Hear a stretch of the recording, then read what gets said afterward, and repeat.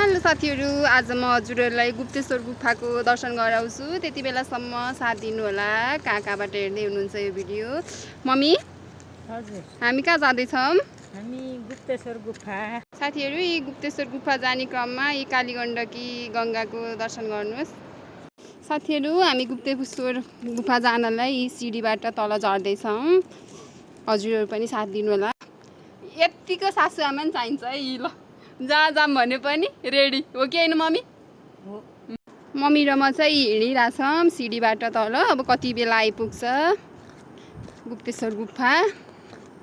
अब हामी एकदमै नजिक छौँ गुफाको। अब एकछिनमा पुग्छौँ हामी। साँच्चै नै हाम्रो देश चाहिँ प्रकृतिले चाहिँ एकदम भरिपूर्ण देश हो। हेर्नुहोस् त कति राम्रो छ। हामीहरू चाहिँ आइपुग्यौँ। अब भगवान्हरूको दर्शन गर्दै हामी गुप्तेश्वर गुफातिर पुग्छौँ।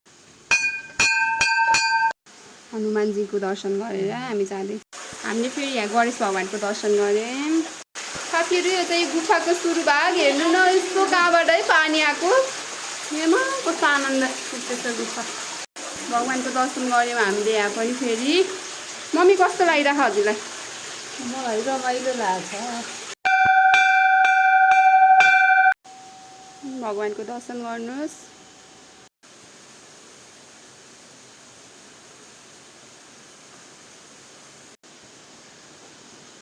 मम्मी, अब हामी गुफाभित्र जान्छौँ होइन?